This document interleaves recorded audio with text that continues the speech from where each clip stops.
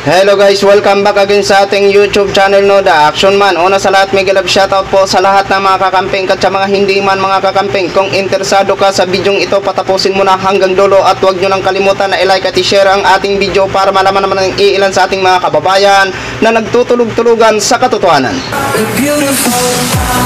So muli naman nagbabalik ang nag-iisa nyong host na si The Action Man para magbigay ng komentaryo at reaction sa mga mainit ng issue ng bayan. So ito ho mga ka-action, mga kakamping, no, may gusto lang po ako na i-share sa inyo sa mainit na sagutan sa pagitan ni Senadora Risa Hontiveros at ni Congressman Marcolita ho mga ka-action, na kung saan sinabi ni Marcolita, hindi ka abogado. Yon ang madalas natin maririnig. Kapag grabe ang atake ni Senadora Risa Hontiveros, sasabihin hindi ka human rights, hindi ka abogado. Oh, yan ang madalas natin maririnig sa mga katunggali o kadibate ni Senadora Risa Hontiveros kapag natatalo sila sa mga salita ni Senadora. O ito po mga kakson, regarding po ito siguro sa isang franchise na iniimbestigahan sa isang hearing ho mga kakson. Ito po ito. With all due respect to the good senator, may we know why we are belaboring this issue? Oh, Miss Madam Chair. Chair, I'm hardly belaboring the issue. 2 taon na ito mula nung nangyari ito. At hanggang ngayon, hindi pa rin matiyak ng nagkaisa at ng ibang labor centers. But you know, Madam Chair, the chairman is a lawyer, I am a lawyer. A DOJ opinion, however good it may seem to be, is not a law. Nobody is bound by that legal opinion. Nangyari na po ito eh. No one can debate against the violations established there. Not only taxes. Hindi po ako pinalad na maging abogado tulad nila at ng dear colleague. We are all legislators. We can and we should debate if we must. Para no one can debate. We are a deliberative body, Madam Chair. Lahat po tayo ay mga mambabatas. We can and should debate. Kung historical na po ito, it's not about freedom, Madam Chair. Wait lang. Piko na si Marcolita. Tama po yan, Senadora Risa Hontiveros. Go, go, go po. Napakaganda agad ng sagot ni Senadora Risa Hontiveros. Hindi po ako pinalad na abogado. Diba? Ano ngayon, Marcolita, sunog ka na naman. Piko ka na naman, Marcolita. Yan ang mga klaseng tao na kapag nakakalamang yung kadibate nila, sasabihin, hindi ka abogado, hindi ka human rights advocate. Diba? Tingnan nyo yung nangyari sa Cayetano at saka versus sa Senadora Risa Hontiveros, no? So ito po ha, pagpatuloy po natin itong mga ka-action. It's about franchise. Iba po yun. A franchise to be granted by the House of Representatives is the only permit for a network to operate. That doesn't matter. How can we say this is not about press freedom? It's about franchise. Sa issue pong ito, nagbuhol-buhol yung dalawang iyon. It is about press freedom. Chair, Madam Chair, hindi lang po iisang kumpanya ang baliktad sa sinabing no franchise, no operation sa ACWS versus NTC na naglaps na yung prangkisa nila pero pinayagan pa rin silang mag-operate. Noong 2015 ang PTNT, noong 2017 ito mga broadcasting din po, GMA7, Subic Broadcasting, itong taon din ito yung Smart, Globe, Innov. At noong 2018, isa pang broadcasting network, ang TV5. So, bakit na iba ang ABS-CBN kung yung 4, 5, 7, pinayagang magpatuloy mag-operate kahit lapse na ang prangkisa nila.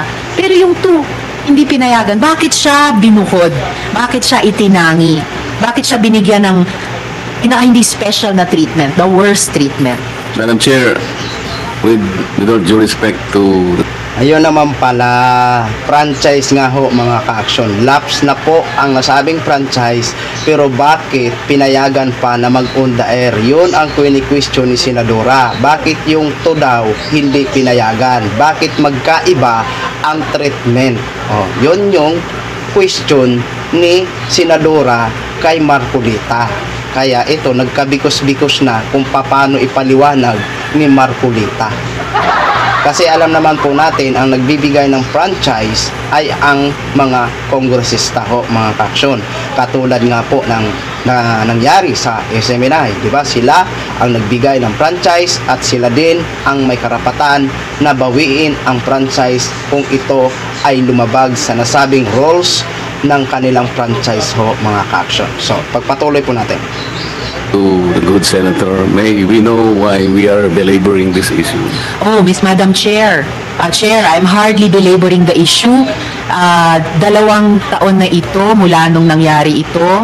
At hanggang ngayon, hindi pa rin matiyak ng nagkaisa at ng ibang labor centers kung yung higit 11,000 manggagawa ay nakapaghanap na muli ng trabaho.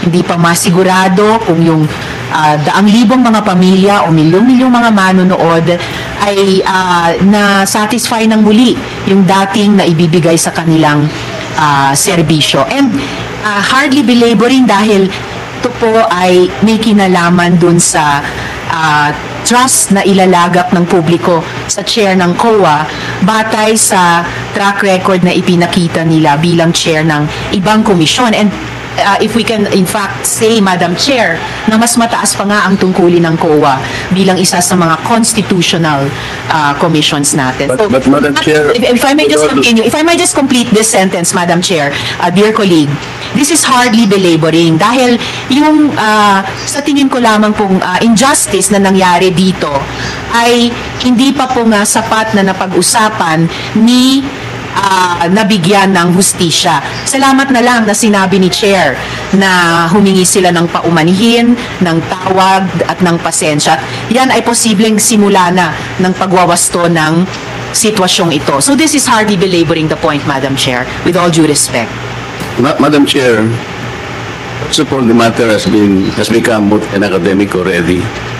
The chairman already made his answer. Yun po pinakita kanina na sinabi niya na okay, magbibigay po tayo ng temporary whatever. Ano yung sinabi mo, Chairman? Parang provisional authority po. You were before the hearing. Yun, kumuha ka ng the chairman asked for a DOJ opinion. That is why presented what we at the time is a win-win situation. But you know, Madam Chair, the chairman is a lawyer, I am a lawyer. A DOJ opinion, however good it may seem to be, is not a law. Nobody is bound by that legal opinion. Not even the one which was suggested in that hearing, which I heard earlier, that a joint house resolution, not even a joint house resolution is enough. A franchise, only Congress, that is by the Constitution. That is why when he said he based his decision on the jurisprudence, the ponente himself is the Chief Justice, first Chief Justice. In that ponencia, Madam Chair, the Supreme Court said that no network, no radio television network can operate without a franchise or without renewing a franchise. Period. The chairman cannot do anything. Otherwise, he will be remiss of his duty. He will be violating the law. But I said this is not an academic.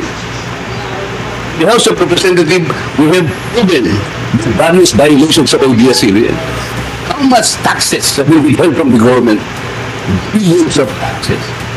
Siguro kaya ka lang humihingi ng tawad dahil naawa ka sa mga nawala ng trabaho. But that is not your fault. You have to protect the government, the interest of the government. Bakit kayo hingi ng tawad kung tama ang ginawa mo? It's based on the law. It's based on jurisprudence. That is something that you need not ask for forgiveness for, Mr. Chairman.